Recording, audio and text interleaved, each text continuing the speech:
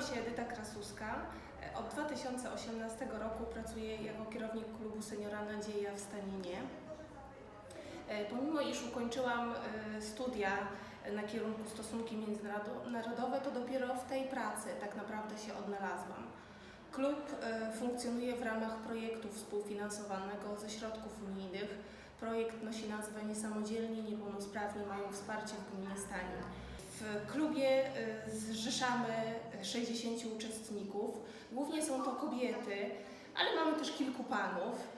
Zajęcia odbywają się 3 razy w tygodniu. Zajęcia warsztatowe, grupowe dla seniorów według zainteresowań. Mamy zajęcia muzyczne, komputerowe, rękodzielnicze, kulturalno-taneczne, gimnastyczne, ale odbywają się też zajęcia o tematyce prozdrowotnej. Są to spotkania z lekarzami różnych specjalizacji. Myślę, że udało nam się wspólnie stworzyć tu przyjazną i przede wszystkim rodzinną atmosferę.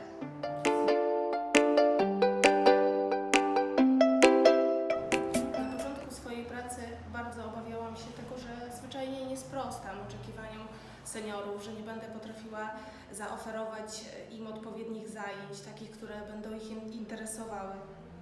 Jednak było to dla mnie nowe przedsięwzięcie, zarówno dla mnie, jak i dla seniorów, ponieważ w naszej gminie nigdy nie było podobnego przedsięwzięcia, podobnego klubu, więc od samego początku uczyliśmy się od siebie wzajemnie. Nadal się uczymy.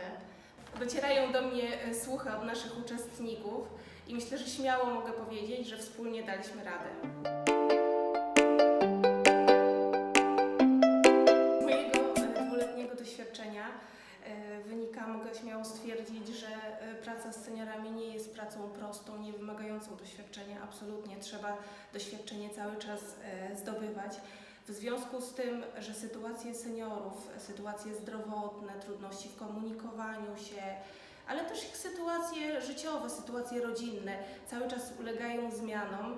Ja, jako osoba pracująca z nimi, muszę dostosowywać się do tych ciągle zmieniających się warunków.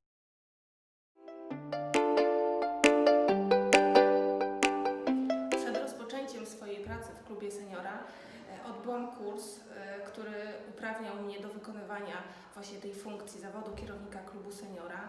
Obecnie podjęłam dodatkowe studia, które, miejmy nadzieję, w przyszłości dadzą mi możliwość pracowania w zawodzie pracownika socjalnego. Oczywiście bardzo istotną sprawą jest praktyka, ale nie mogę i nie polegam też tylko i wyłącznie na swojej wiedzy. Zawsze mogę skorzystać z doświadczenia, z pomocy innych pracowników Gminnego Ośrodka Pomocy Społecznej w Staninie i to są pracownicy, którzy naprawdę bardzo chętnie tej pomocy udzielają.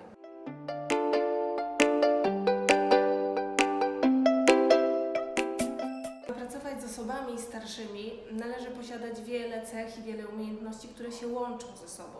Przede wszystkim jest to szacunek i troska o dobro drugiego człowieka.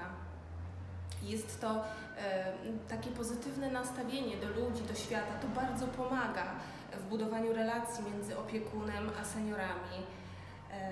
Cierpliwość. Bardzo ważna jest cierpliwość i tolerancja. Każda z tych osób jest indywidualnością i również indywidualnie musimy ją traktować. Jest jeszcze jedna ważna umiejętność, to jest umiejętność mówienia nie. Szczególnie w tych sytuacjach, kiedy prośby naszych seniorów są po prostu niemożliwe do zrealizowania.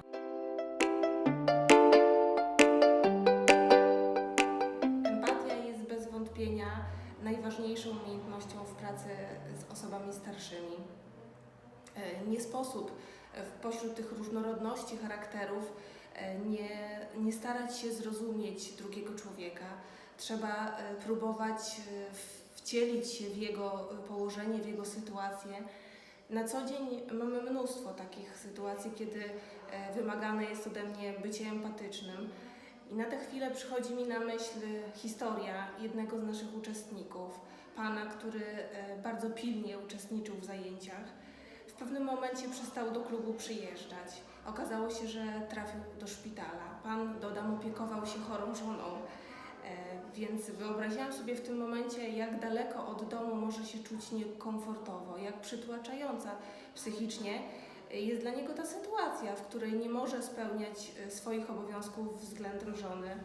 Nawiązaliśmy podczas tego pobytu w szpitalu kontakt telefoniczny.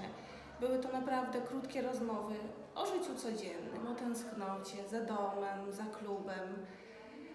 No i dzięki Bogu okazało się, że Pan wyzdrowiał, wrócił do nas. Zaraz po powrocie ze szpitala oczywiście pojawił się tutaj w klubie, podszedł do mnie, uścisnął moją dłoń i ze łzami w oczach zaczął mi dziękować. Ja zupełnie zdezorientowana sytuacją pytam, no ale za co, bo przecież nic nie zrobiłam. W odpowiedzi usłyszałam za te rozmowy. I to jest taki ważny moment, przełomowy moment chyba w mojej pracy, kiedy sobie uświadomiłam, że osoby starsze zwracają uwagi na takie szczegóły, które nam, młodym ludziom, często umykają.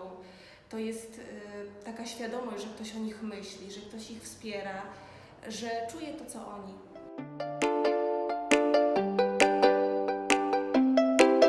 Nie da się ukryć, że w mojej pracy również są takie czynności, których po prostu nie lubię. Są to głównie czynności związane z pracami administracyjnymi. To jest prowadzenie list obecności, prowadzenie dzienników zajęć warsztatowych, ale zdecydowanie tych momentów, które lubię, jest więcej. Są to spotkania, wszystkie spotkania z seniorami, podczas których my zwyczajnie dzielimy się doświadczeniami swoimi z ostatnich dni, sytuacjami, historiami, które nas spotkały. Podczas tych spotkań jest bardzo dużo humoru, bardzo dużo śmiechu. Wbrew pozorom seniorzy mają bardzo dużo dystansu do siebie i oni potrafią żartować ze swoich słabości.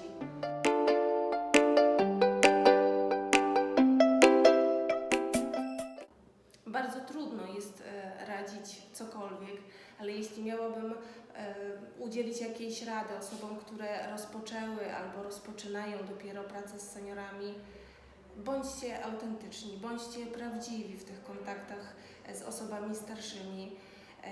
Obserwując swoich seniorów, mam wrażenie, że oni posiadają taką niezwykłą umiejętność odróżniania fałszywej życzliwości od takiej prawdziwej, płynącej prosto z serca dobroci.